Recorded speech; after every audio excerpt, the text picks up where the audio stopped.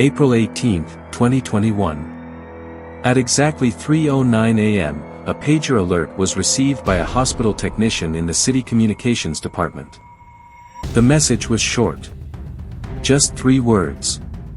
Room 214, nurse. At first glance, the message appeared normal. Hospitals rely on pager systems to send urgent alerts between departments. Doctors receive patient updates. Nurses receive emergency room calls. Maintenance teams receive equipment alerts.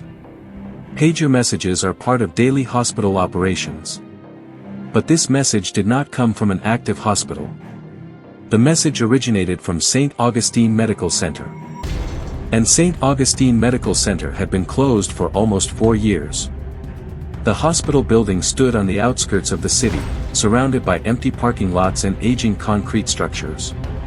In 2017, the hospital was permanently shut down after a large medical network built a newer facility across town. Patients were relocated. Staff transferred. Equipment removed. The building was sealed and left unused. Since then, the structure had remained empty. No doctors.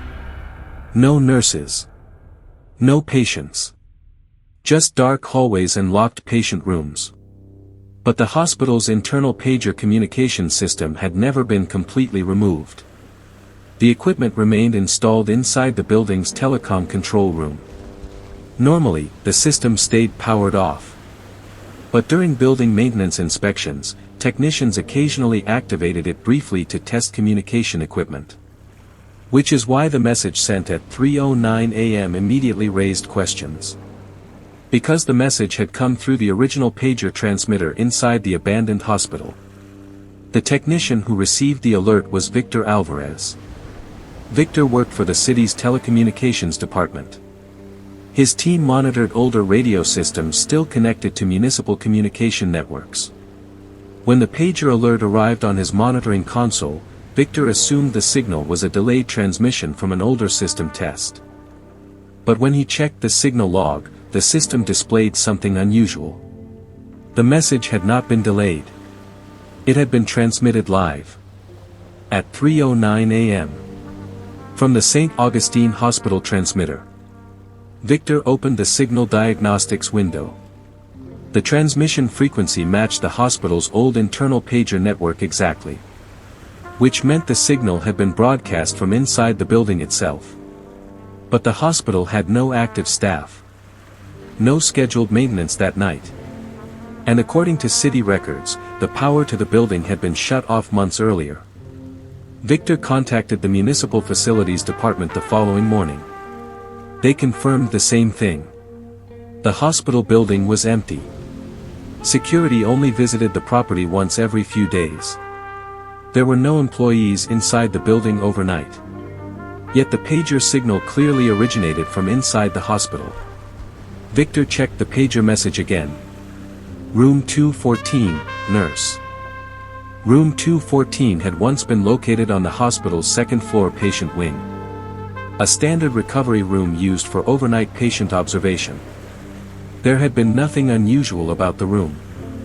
At least when the hospital was still open. Victor archived the message and assumed it was some kind of equipment malfunction. But the following night, at 3:09 a.m. again, the same pager system activated. And the same message appeared. Room 214, nurse. April 20th, 2021.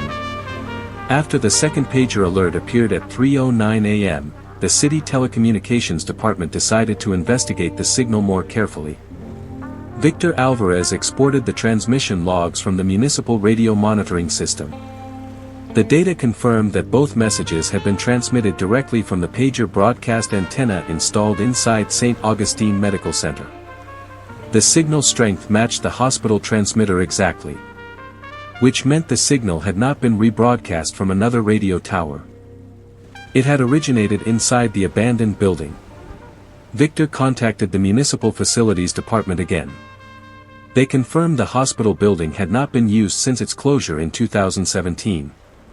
The main electrical grid connection had been disconnected the previous year. Only a small emergency backup circuit remained active. The backup power system supplied minimal electricity to the building's security lighting and fire alarm system. The pager transmitter, however, was supposed to be disconnected. To verify the system status, the city scheduled a daytime inspection of the building. Victor traveled to the hospital along with a municipal maintenance technician named Sarah Lynn. The hospital complex stood silent when they arrived that afternoon. The parking lot stretched across several acres of cracked pavement. Faded parking lines were still visible in the concrete. Most of the hospital windows were dark.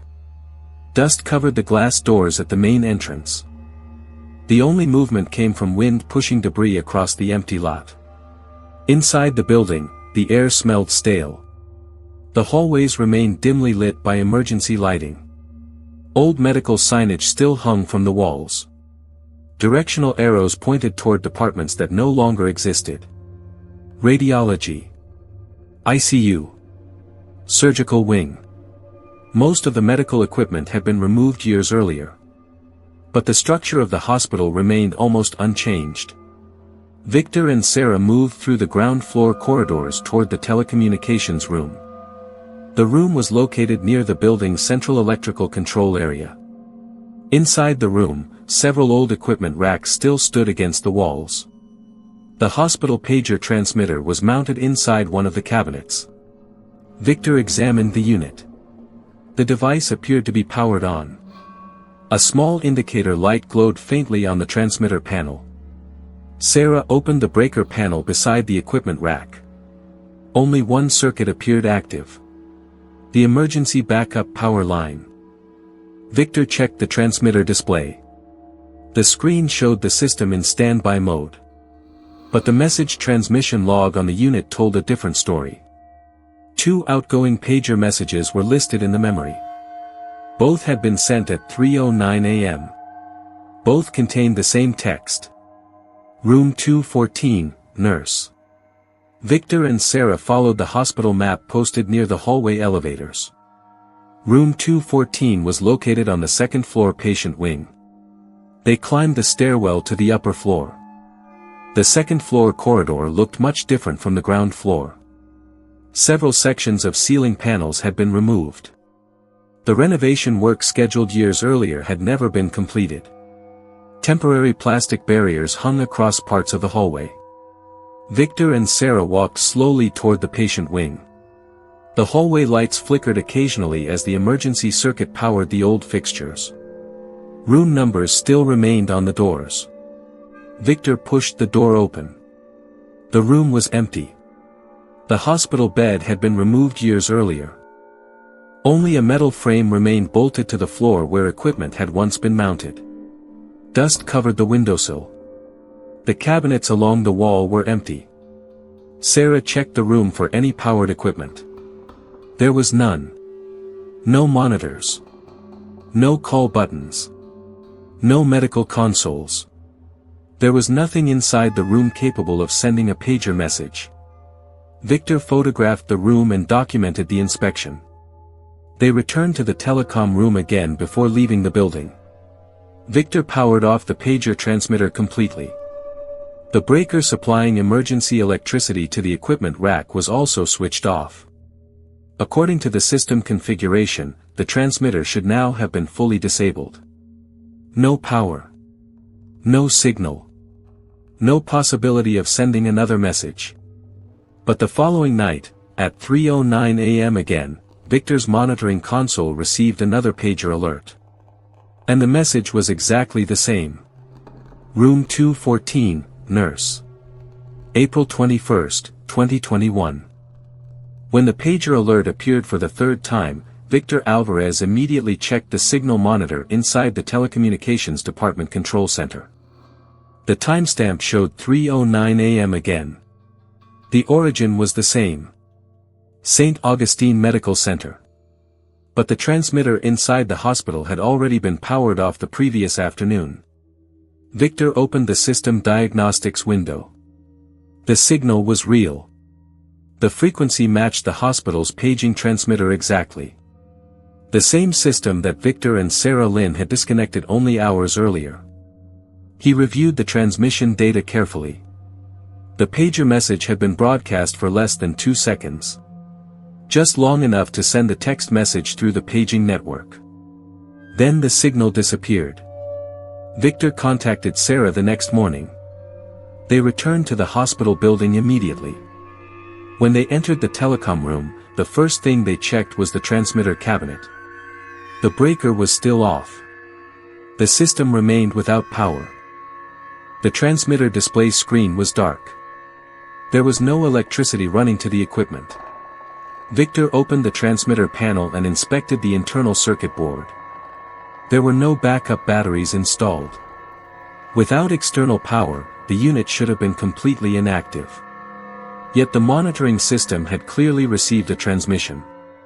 Victor connected his diagnostic laptop directly to the device. The internal message log displayed something unexpected.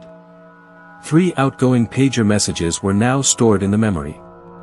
Each message had been transmitted at 3:09 a.m. Each message contained the same text. Room 214, nurse. Victor and Sarah returned to the second-floor patient wing again. They reopened the door to room 214. The room looked exactly the same as the previous day. Empty. Silent. No equipment connected to the hospital systems. Sarah walked along the wall where the old nurse call system had once been installed. The nurse call panel had been removed when the hospital closed. Only the wiring channel remained behind the wall panel. Victor checked the hospital maintenance diagram stored in the building archive. Room 214 had once been connected to the central nurse paging system. When a patient pressed the nurse call button, the signal would travel through the hospital network to the pager transmitter in the telecom room. The transmitter would then broadcast the message to staff pagers across the building. But the nurse call system in the room had been removed years earlier. Victor examined the wall again. Behind the empty panel opening, several old communication wires still ran through the wall conduit. The wires had not been removed during renovation. But they were not connected to any active equipment. Sarah suggested checking the building's remaining electrical circuits. They walked to the emergency power control room located in the basement. The emergency generator system had been partially dismantled when the hospital closed. But one small backup battery unit remained connected to the fire alarm system. Victor checked the circuit diagrams. Victor and Sarah followed the hospital map posted near the hallway elevators. Room 214 was located on the second-floor patient wing. They climbed the stairwell to the upper floor. The second-floor corridor looked much different from the ground floor. Several sections of ceiling panels had been removed. The renovation work scheduled years earlier had never been completed. Temporary plastic barriers hung across parts of the hallway. Victor and Sarah walked slowly toward the patient wing. The hallway lights flickered occasionally as the emergency circuit powered the old fixtures. Room numbers still remained on the doors. Victor pushed the door open. The room was empty. The hospital bed had been removed years earlier. Only a metal frame remained bolted to the floor where equipment had once been mounted. Dust covered the windowsill. The cabinets along the wall were empty. Sarah checked the room for any powered equipment. There was none. No monitors. No call buttons. No medical consoles. There was nothing inside the room capable of sending a pager message. Victor photographed the room and documented the inspection.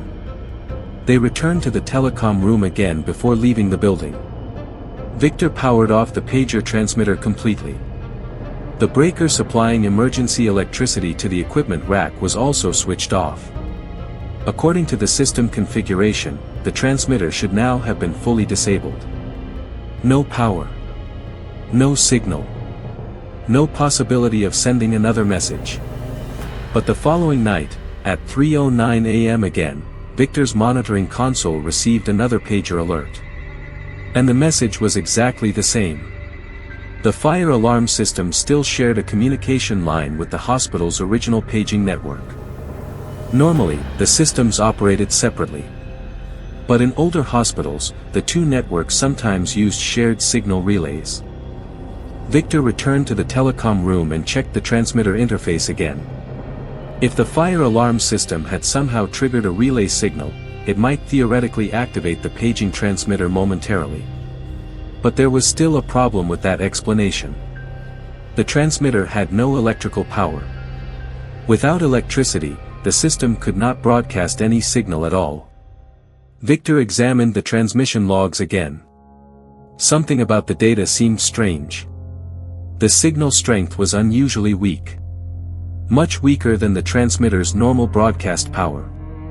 Almost as if the signal had come from somewhere inside the building, but not directly from the transmitter itself.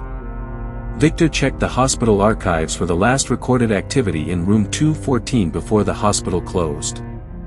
One entry stood out. In November 2016, a patient had been admitted to the room during the final weeks before the hospital shut down. The patient had been under overnight observation. According to the archived nursing reports, the patient had pressed the nurse call button repeatedly during the night. The nurse station logs recorded multiple pager alerts from room 214. Most of them occurring shortly after 3 a.m. Victor closed the report and returned to the hallway outside the room. The corridor remained silent. Dust covered the floor tiles. The hospital had been empty for years. Yet 3 pager alerts had been transmitted from this building in the past 3 nights. Always at 3:09 a.m.